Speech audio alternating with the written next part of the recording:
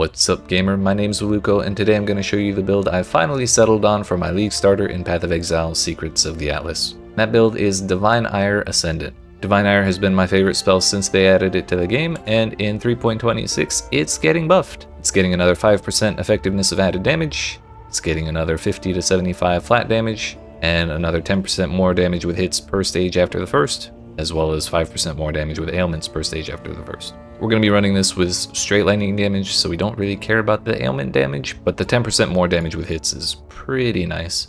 As a quick disclaimer, Path of Building has not been updated with the new stuff from the patch notes yet, so this is the old values of Divine Ire, and this is a very much low budget League starter type build, so we have like no fancy uniques, no Watcher's Eyes, no cluster jewels, no timeless jewels, no nothing. So even with the old values and none of that stuff, we're currently at about 2 million damage from an average hit from a fully charged Divine Ire against a Pinnacle boss.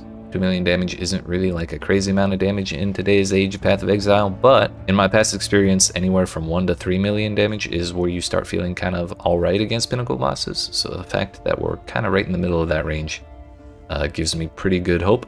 And again, these are the old values of Divine Ire, so that's automatically going to be higher once patch day hits. And considering we're on a shoestring budget, I'm pretty happy with where the damage has landed. So as far as our Ascendancy goes, we're taking the Elementalist, mainly for the stronger exposure and the maximum number of summoned golems. The other two things are always useful, but the exposure for one is really good, and for two, the buffs granted by having golems summoned actually got buffed with this patch as well. So we'll be using the Stone Golem, which is going to give us 20% increased defenses just by having it out. And then we'll also be using the Lightning Golem, which only got a very slight buff. It used to give 9% increased attack and cast speed, now it gives 10%. But on top of that, it also gives you an aura that gives added lightning damage to your spells, so it should be pretty useful nonetheless. On top of that, we're taking the Inquistor bonus for the bonuses to elemental damage. And the Consecrated Ground is useful as well, it's just kind of secondary. Finally, we're taking Path of the Witch because it gives us 2 extra passive points. As you can see, we're not actually using the Witch starting point, and the reason for that is that we're only spending a couple of points right here to go from this Scion stuff down in this area to this Witch stuff in this area, and it's all kind of like, there's not actually that many points of just pure pathing between the two. So we're spending this point, and then an extra for the jewel, but really only these two matter to get to the Witch stuff. And if we were to just cut those off and go from the Witch start, it would be like 1, 2, 3, 4, or if we were to go this side, it would be 1, 2, 3, 4, 5 to get to that. So there's not really any value of that, which means we could also take the Way of the Templar node, which lets us start on this one here. And I did look at that, and if we were going to do that, we would go for probably like Light of Divinity and Holy Dominion, the Power Charge, Jewel Socket, and then like Divine Wrath and Divine Judgment. And then like maybe there's some useful stuff around here, but when I tried making another tree with that version, it kind of looked like it was going to be doing a lot less damage. So I ended up going with this one. Maybe we look at it again later as I'm actually playing the build, but for now, this is probably how we're going to start out. As far as our skills go, we're using Divine Ire, of course. Divine Ire by default only converts half of its physical damage to lightning damage, so we're using physical to lightning. That gives us the other 50% we need, as well as a couple other bonuses. There are other ways for us to get that 50% physical to lightning conversion, but those require a little more investment, so this is the simplest and cheapest way to do that. Next, we're using increased critical strikes and increased critical damage. As you can see, this is crit build. We're at 100% crit chance and 530 crit multi. Concentrated effect has a pretty big damage multiplier on it, and the less area of effect penalty actually doesn't apply to the Divine Ire beam. It does apply to the damaging area that's around your character while you're channeling, so that might be a little annoying and I may change it out, but as far as the beam's concerned, I'm okay with it. Finally, we're using added lightning damage, and there's a pretty simple upgrade from added lightning damage to awakened added lightning damage, and it's actually like a significant amount because it gives more flat damage, and it also gives us a level to our Divine Ire gem, but I'm not sure how much that's going to cost when the League starts, so we're going to assume that I can't afford it. But we're probably going to be trying Divine Ire Disintegration at least a little bit.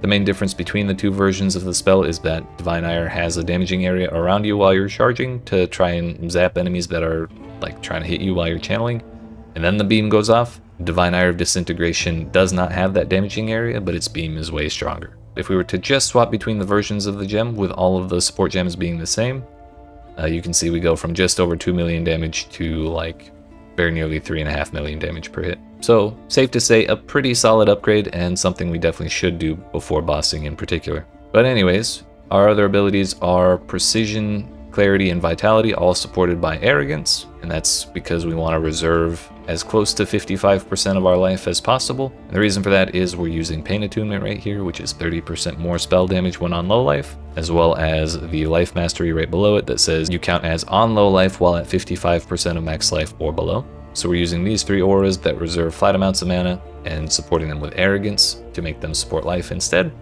and then letting them eat up 46 or 45% of our life. And if we end up getting to a point where the numbers aren't quite right, we can just like change the levels of these and get a little more, or de-level them and get a little less reservation. Like, it'll be really easy to maintain that maximum amount of life. To make it easier to survive while we're on low life, we have first of all a bunch of energy shield, but in case something punches through all that energy shield or we get into some chaos damage or something, we're using Petrified Blood to try and prevent ourselves from getting blasted from our 1300 unreserved life. Additionally, we're using Discipline for a little extra energy shield and Wrath for some more lightning damage. Like I said earlier, we're using the Stone Golem and the Lightning Golem. I really don't want to be summoning these all the time, so we're going to support them with Meat Shield and Minion Life and hope that that's enough to keep them alive.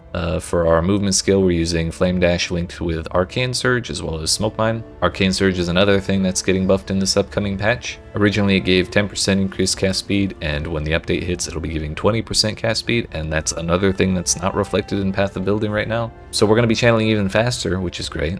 Flame Dash and Smoke Mine is a great combo if you've never tried it. It's super fun.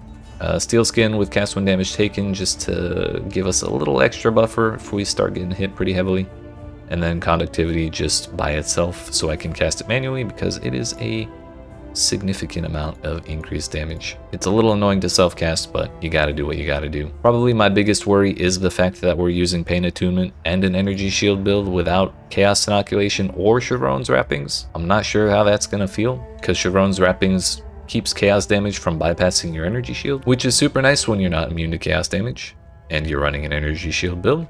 But if it feels too bad to run without Chevron's Wrappings, then we can find a way to fit it in the build later.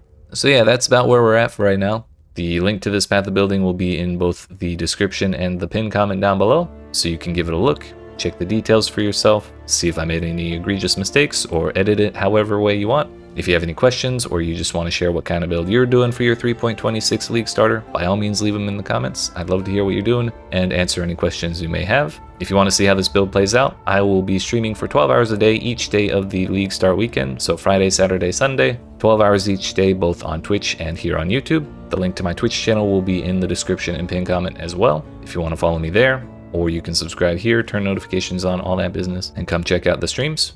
But yeah, that's all I got. Thanks for watching, and I'll see you in another video.